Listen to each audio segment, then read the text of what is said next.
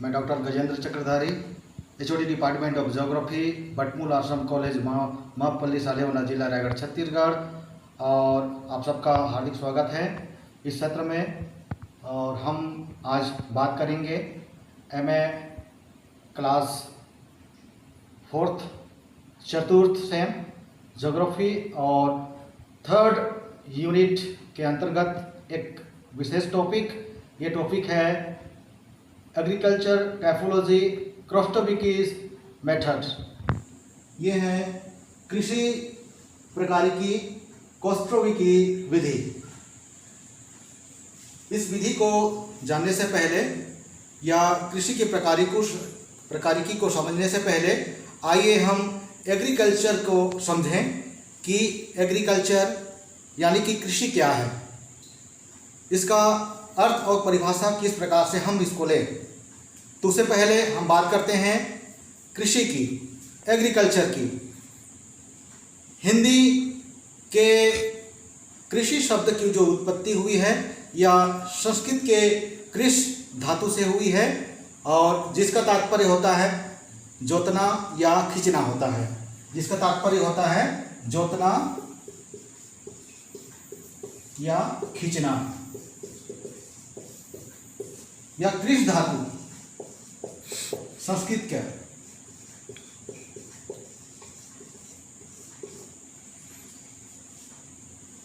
खासतौर पे एग्रीकल्चर कृषि।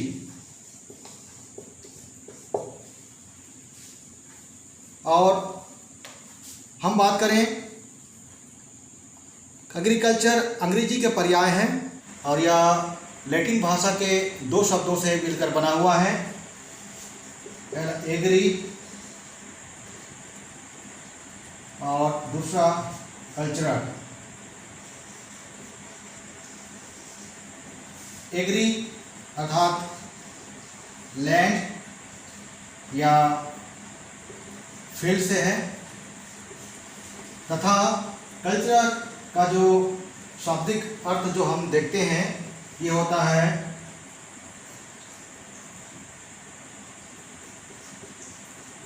जोतना या फिर फसल पैदा करना।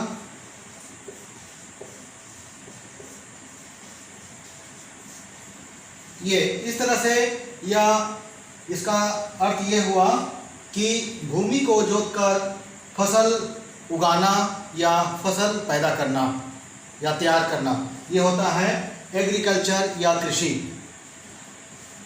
आइए विद्वानों ने इसके संबंध में क्या क्या बातें कही हैं अलग अलग शब्दकोश के हिसाब से, उसके बारे में आज हम बात करते हैं। चेंबर, पहला चेंबर कोश के अनुसार वाटसन ने 1954 में उन्होंने कहा है कि कृषि जो है, मृदा जो है, खास तौर पे इसका जो हम तात्पर्य लेते हैं, संबंध लेते हैं, मृदा संस्कृति से लेते हैं। उन्होंने मृदा संस्कृति कहा, कृषि का मृदा संस्कृति। ठीक इसी तरह से प्रोफेसर जिमरमैन ने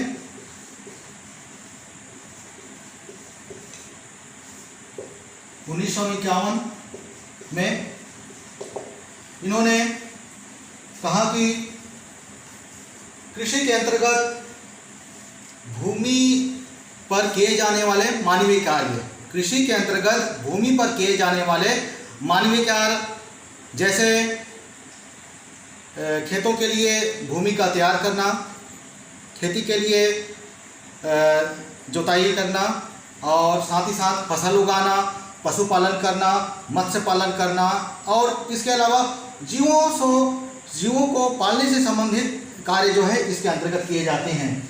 ये इन्होंने प्रोफेसर जिमरमैन ने कहा। इसके बाद जो तीसरा है वो है ऑक्सफोर्ड शब्दकोश, और ये शब्दकोश जो है विश्वकोश के अंतर्गत आता है, ऑक्सफोर्ड।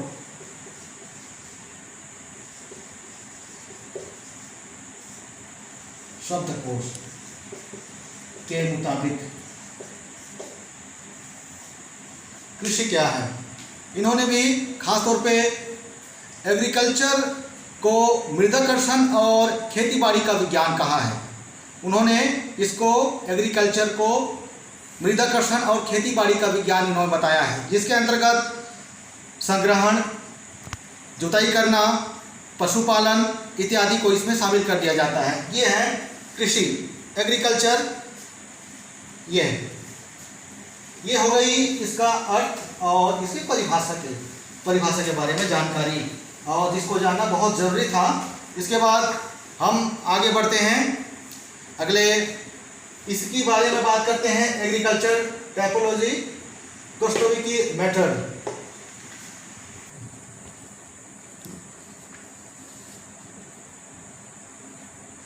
कृषि प्रकारिकी क्रोस्टोविकी विधि। कृषि का जो इतिहास है काफ़ी पुराना इतिहास है, बहुत प्राचीन प्रागैतिहासिक अवस्था से हम कृषि कार्य करते आ रहे हैं। और कृषि जीविकोपार्जन का एक प्रमुख स्रोत है विश्व के सभी मनुष्यों के लिए। और हमारे भारत की बात करें तो भारत में कृषि प्रधान देश है, जहाँ की 65 से एबव जो जनसंख्या होती है वो कृषि पर आधारित चीज़ों पर ही वो आश्रित होता है, उनका जीविकोपार्जन उसी से गुजरता है। लेकिन हम विश्व की परिदृश्य में बात करें तो 60 से भी अधिक जनसंख्या जो है वह है मुख्य रूप से रोजगार का जो अवसर होता है वो कृषि प्रदान करता है। और कृषि प्राकृतिक, सामाजिक, आर्थिक, सांस्कृतिक, राजनीतिक और तकनीकी तत्वों के सम्मिलित प्रक्रियाओं का परिणाम होता है। कृषि जो है सामाजिक, आर्थिक, राजनीतिक,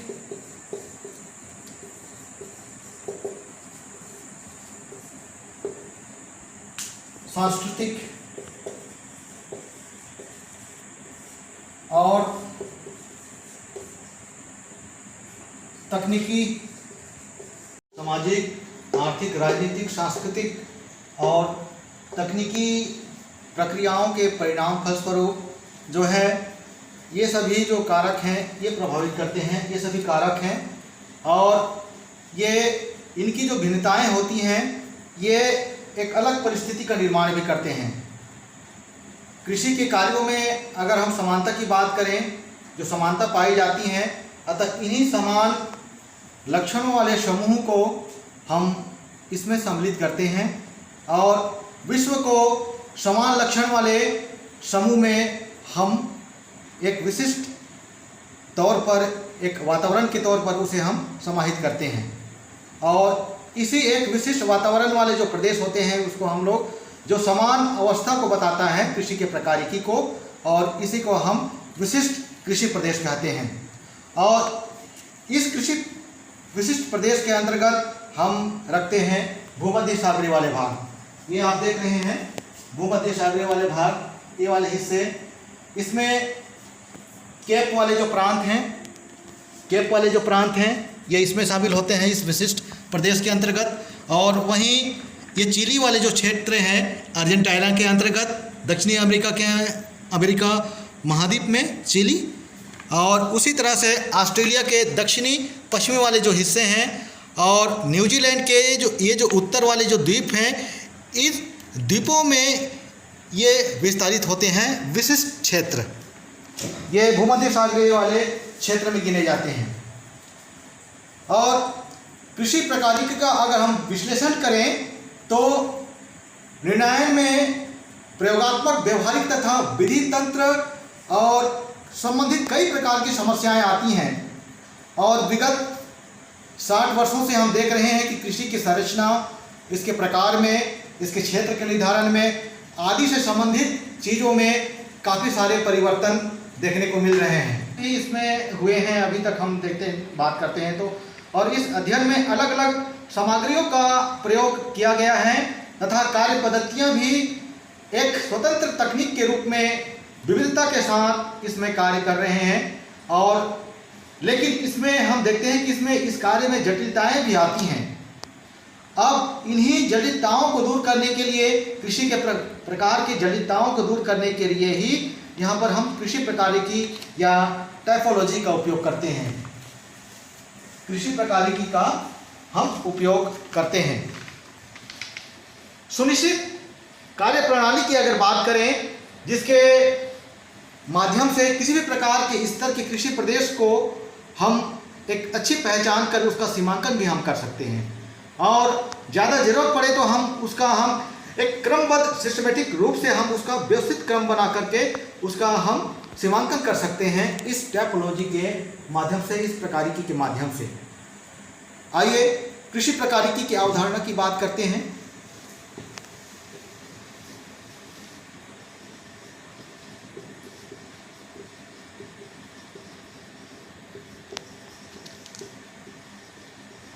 अवधारणा, ये बात करते हैं कृषि प्रकारिकी की अवधारणा, और इसमें खास तौर पे कृषि प्रकारिकी एग्रीकल्चर टाइपोलॉजी के बारे में बात होता है। और ये खास तौर पे इसका जो हम विस्तारित रूप देखते हैं तो ये agri plus culture plus type plus logy, ये होता है एग्रीकल्चर टाइपोलॉजी का पूरा विस्तारित रूप। इसमें एग्री का अर्थ होता है जोतना या फिर खींचना, जोतना या फिर खींचना, और यह लैटिन भाषा का शब्द है। इस लैटिन भाषा के शब्द का उपयोग हम लैंड के रूप में भी लेते हैं। इसको हम लैंड या फील्ड के रूप में भी हम इसको लेते हैं। लैंड माने भूमि, फील्ड या क्षेत्र। इसी तरह से जो कल्चर जो है ये आपका कल्चरल कल्टीवेशन के रूप में हम इसको देखते हैं। कल्टीवेशन या जुताई, जोतना। इसी प्रकार टाइप जो होता है ये प्रकार से होता है, और लॉजी का जो मतलब होता है समीक्षा करना या फिर विश्लेषण करना, ये इसमें शामिल होता है, समीक्षा या विश्लेषण करना। इस तरह से इसका विस्तारित रूप जो है कृषि प्रकारिकी की अवधारणा का ये होता है कि एग्रीकल्चर टाइपोलॉजी, और विस्तारित रूप से इसका हम कल्टीवेशन के रूप में देखते हैं। इस तरह से हम देखते हैं तो कृषि प्रकारिकी के जो अध्ययन है उसमें आंकड़ों का विश्लेषण हेतु कई विधियों का हम प्रयोग करते हैं, जिनमें क्रोस्टोविकी की आलेखी विधि, कोस्ट्रोविकी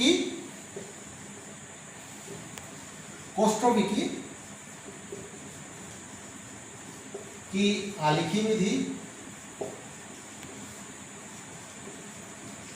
शामिल होता है, और इसमें शामिल होता है खास तौर पे हम बात करेंगे सूचकांक या गुंचन विधि की।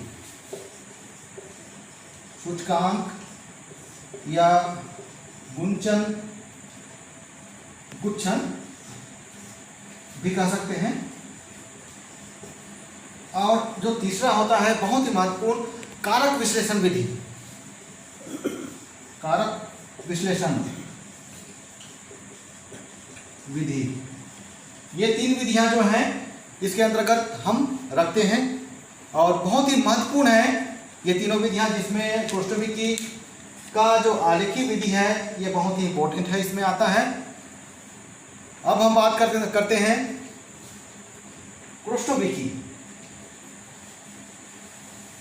हम बात करेंगे क्रोस्टोविकी की इस अवधारणा के तहत।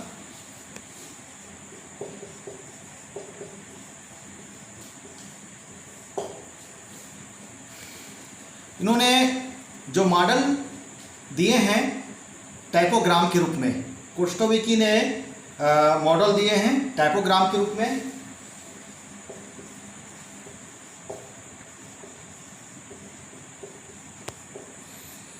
इसके ऊपर हम प्रकाश डालेंगे खास तौर पे, और रचना के आधार पर कृषि प्रकारिकी की निर्धारण यहाँ पर किया गया है। इस विधि में विचरकों का चुनाव ही सबसे महत्वपूर्ण बेस होता है, जिस पर अधिक संख्या में होने पर सूचकांक पर गुच्छन विधि का उपयोग करते हैं, अधिक हो जाने पर। लेकिन ज़्यादातर हम क्रोस्टोविकी मॉडल के अंतर्गत हम खास तौर पे इस विधि के विचरकों का चुनाव ही हम करते हैं। आइए अब हम देखते हैं, हम बात करते हैं क्रोस्टोविकी महोदय की मॉडल टाइपोग्राम के बारे में। मॉडल टाइपोग्राम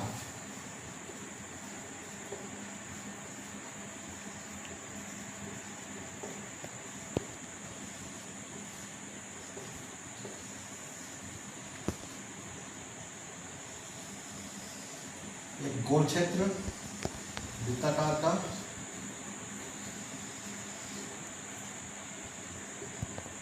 वो का आकार की पद्धति भूमि और 12 प्रकार के या क्षेत्र,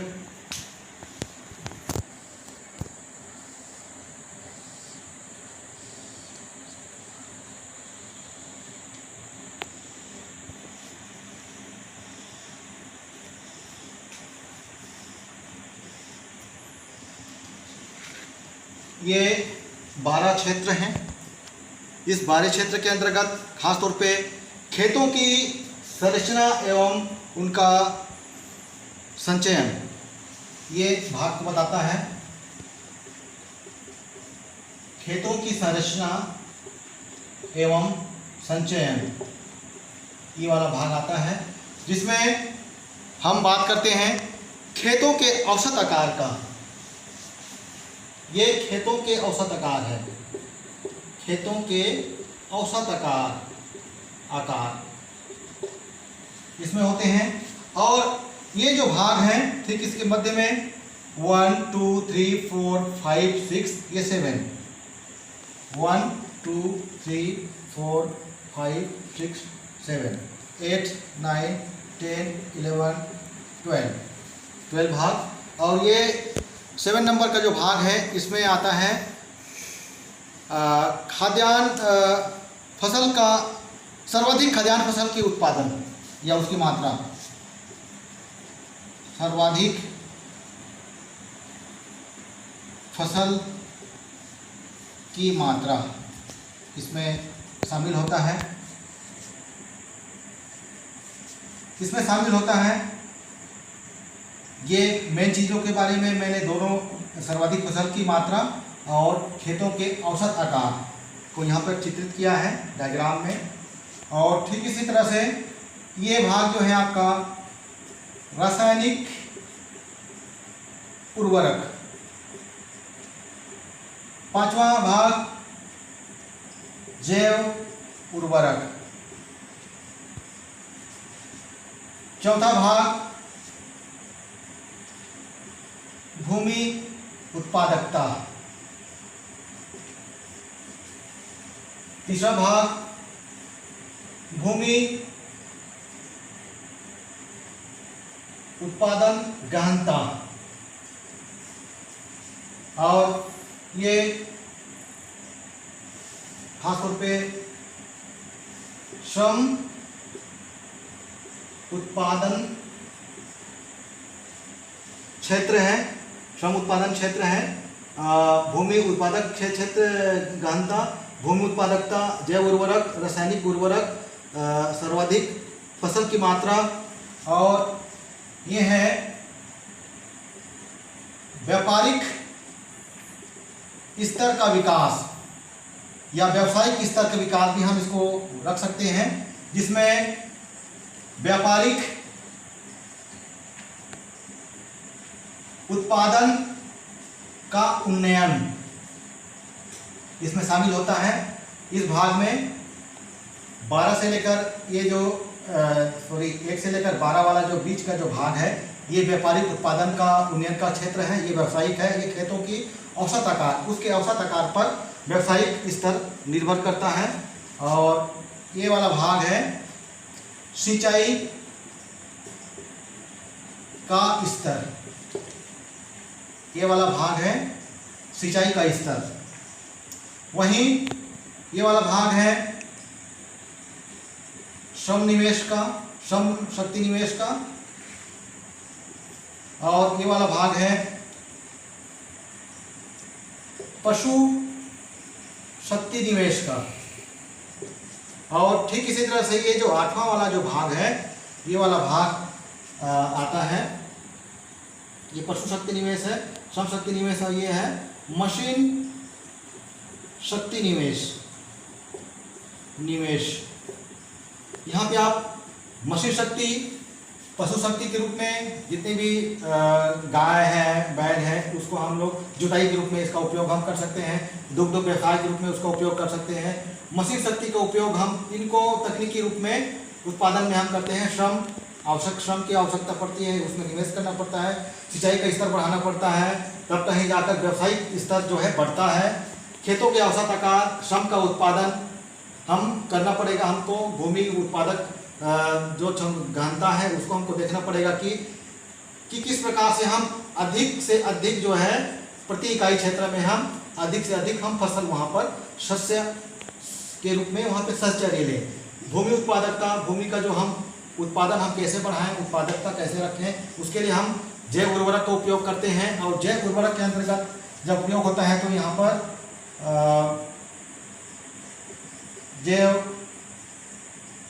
जीव खासतौर पे पद्धति इसमें शामिल होती है, और ये भूमि उपयोग पद्धति इसमें शामिल हो जाती है, भूमि उपयोग पद्धति इसमें शामिल हो जाती है। और यहाँ पर फसल पद्धति चालू हो जाती है, यहाँ पर सिंचाई पद्धति क्रियान्वित होने लगती है, और खासतौर पे संपूर्ण उत्पादन का जो उन्नयन होता है वो इस गहनता वाले भाग में चालू हो जाता है। संपूर्ण उत्पादन उन्नयन,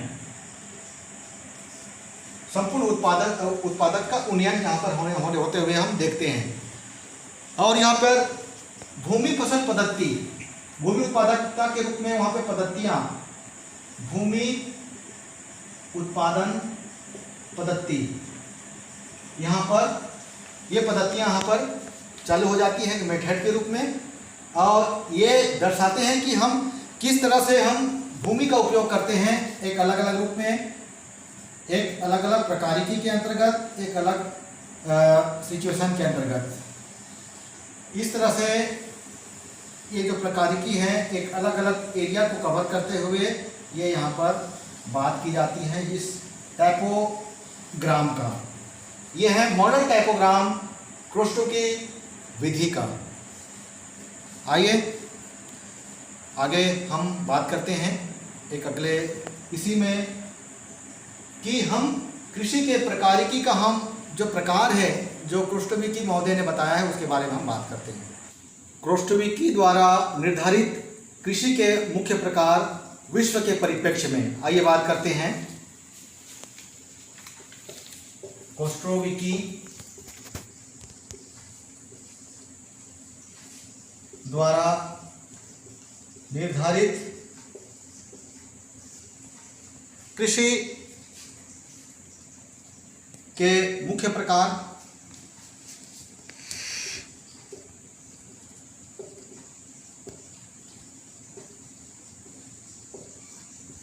विश्व के परिप्रेक्ष्य में।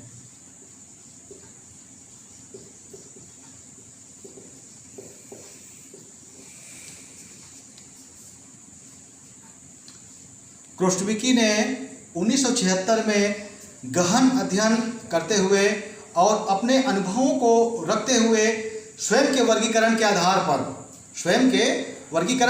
पर और इसमें अत्यावश्यक रूप से सुधार करके इन्होंने प्रथम स्तर पर 5 और द्वितीय स्तर पर 20 और तृतीय स्तर पर उन्होंने 55 कृषि प्रकारों की विवेचना उन्होंने यहाँ पर की, उसका निर्धारण उन्होंने यहाँ पर किया विश्व के परिप्रेक्ष्य में। पहले 5, फिर 20 और 55। प्रथम स्तर में इन्होंने 5 स्तर की कृषि प्रकारिकी का प्रकार का, द्वितीय स्तर पर इन्होंने खासतौर पे जैसे कि बात की हम किए थे 20 की, और तीसरे तृतीय स्तर पर इन्होंने 55 कृषि प्रकारों का निर्धारण इन्होंने किया। कोस्ट्रोविकी ने। लेकिन इसमें जो महत्वपूर्ण है वो ये प्रथम स्तर के 5 ही प्रकार हैं जिसका निर्धारण उन्होंने अपने इस वर्गीकरण में अपना सुधार करते हुए उन्होंने किया, जिनमें प्रथम क्रम की बात करें, इस प्रथम क्रम की 5 स्तर की, इसमें उन्होंने सांकेतिक चिन्ह का उपयोग करते हुए 5 क्रम उन्होंने बताए हैं। पहला ई, परंपरागत विस्तृत कृषि, जिसको हम ई से व्यक्त करते हैं। पहला ई, परंपरागत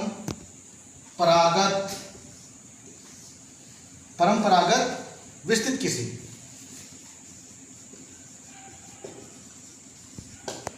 और वहीं दूसरा टी, जिसको हम कहते हैं संक्रमण गहन कृषि। संक्रमण गहन कृषि। ठीक इसी तरह से जो तीसरा है सांकेतिक रूप से वो एम के रूप में, इसको हम कहते हैं बाजारोन्मुख कृषि। इसको कहते हैं हम लोग बाजारोन्मुख कृषि, एम।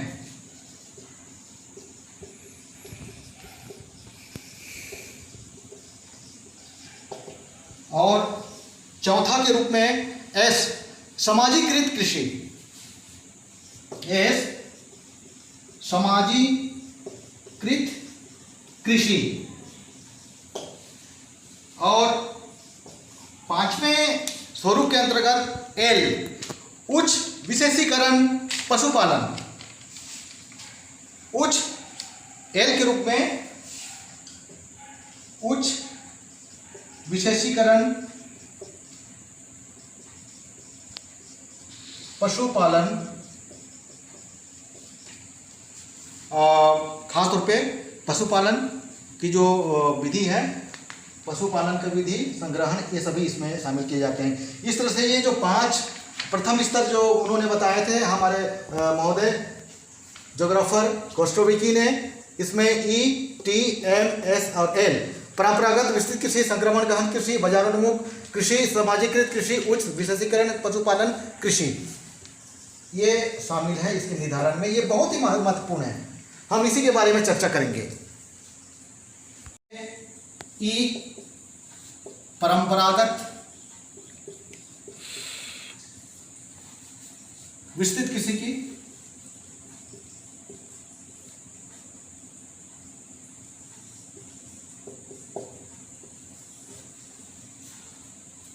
ऐसी कृषि के अंतर्गत हम जीवन निर्वाही कृषि के रूप में इसको हम काम में लेते हैं, जिसमें छोटे पैमाने पर कृषि का जो कार्य किए जाते हैं, श्रम कार्य किए जाते हैं, ये उसमें विनियोजन तथा पूंजी निवेश का स्वरूप जो है इसमें हम रखते हैं, और वो भी नगण्य अवस्था में रखते हैं।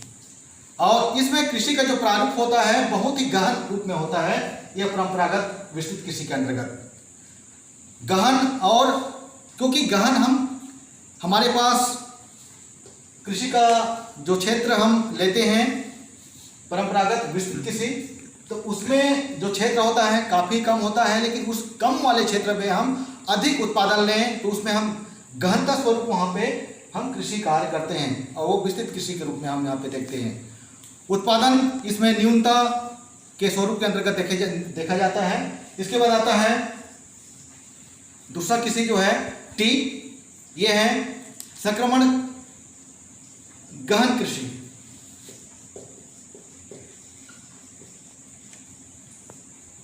गहन कृषि, ये कृषि का जो क्षेत्र है इसमें हम परंपरागत निर्वाही गहन कृषि, निजी स्वामित्व कृषि, लघु एवं निवेश के मध्य उच्च उत्पादकता मध्यम से उच्च रखते हैं, और खास तौर पे परंपरागत लघु स्तर के जो इकाइयां हैं इसमें शामिल हम करते हैं टी, संक्रमण गहन कृषि के अंतर्गत। और हम इसमें अर्ध व्यावसायिक, विशेषीकृत और सस्य कृषि को इसमें शामिल हम करते हैं। आइए जो तीसरा है वो है एम, बाजारोन्मुख कृषि।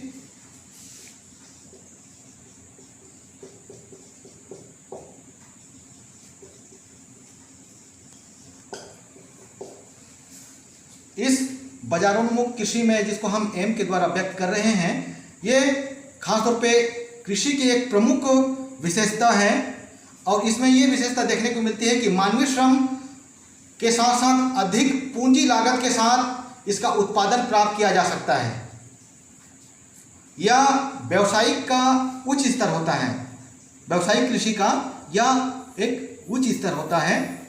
इस प्रकार की कृषि का जो है विश्व के कई ऐसे क्षेत्र हैं वहाँ पर किए जाते हैं, जैसे जापान, ताइवान, मलेशिया, यूरोप के उप क्षेत्रों में। जापान के ये जो क्षेत्र हैं, जापान वाले जो भूभाग हैं, ये वाले हिस्से जापान के, इन हिस्सों में आप देखेंगे कि यहाँ पे ये कार्य किए जाते हैं। ताइवान, ये ताइवान के हिस्से, ये जापान के हिस्से, कोरिया के हिस्से, थाईलैंड, कंबोडिया, ये जितने भी हिस्से हैं, वियतनाम, इन भागों में जो है इसी प्रकार की बाजारोन्मुख कृषि जो है व्यावसायिक स्तर के रूप में यहाँ पर की जाती है। बहुत ही उच्च स्तरीय कृषि जो है यहाँ पर की जाती है तकनीकी का उपयोग करते हुए। और खासतौर पे यूरोपीय नगरीय क्षेत्र, ये जो यूरोप के जितने भी नगर प्रांत क्षेत्र हैं, Ireland, United, Netherland, Norway, Sweden, Estonia, Ukraine, ये भूमध्य सागर के जितने भी क्षेत्र हैं, ये सभी क्षेत्र जो हैं, स्पेन, यहाँ तक कि स्पेन, पुर्तगाल वाले जो एरिया हैं, ये सभी क्षेत्र जो हैं या इसके उप जो क्षेत्र हैं, ये सभी में बाजारोन्मुख कृषि जो है एक तकनीकी का उपयोग करते हुए उत्कृष्ट कृषि कार्य यहाँ पे संपन्न होते हुए हम देखते हैं। आगे हम देखते हैं चौथा, 4 प्रकार का जो है सामाजिक कृषि, एस, सामाजिकृत कृषि। नाम से ही स्पष्ट है, सामाजिकृत कृषि, और जिसके बारे में हम बात करते हैं, इसके बारे में हम बात करते हैं, ये एस, सामाजिकृत कृषि, या प्रमुख रूप से साम्यवादी देशों में, विश्व के साम्यवादी देशों में इस प्रकार की कृषि व्यवस्था देखने को मिलती है। जैसे रूस है, दक्षिणी पूर्वी क्षेत्र, खासतौर पे यूरोप के, जहाँ पर खासतौर पे साम्यवादी क्षेत्र को देखने को दक्षिण पूर्वी यूरोप के, ये दक्षिणी और ये पूर्वी वाले हिस्से जितने भी हैं, यूरोप के दक्षिणी पूर्वी वाले हिस्से इसमें देखने को मिलते हैं। और खासतौर पे रूस, ये रूस वाले जो क्षेत्र हैं, रूस वाले जो क्षेत्र, ये वाले क्षेत्र जो हैं, इस क्षेत्र में जो है ये कृषि साम्यवादी जो क्षेत्र के रूप में यहाँ पर ये कार्य किए जाते हैं कृषि के रूप में, खासतौर पे रूस। और यहाँ पर सामाजिक समूह के रूप में सामाजिकृत जो स्वामित्व प्रणाली पाई जाती हैं और बृहद पैमाने पर यहाँ पे व्यावसायिकता के स्तर को रखते हुए यहाँ पर शस्यों का उत्पादन अधिक मात्रा में की जाती है। इसके बाद आता है पांचवा जो है उच्च विशेषीकृत पशुपालन, जिसको हम एल से कहते हैं, उच्च विशेषीकरण।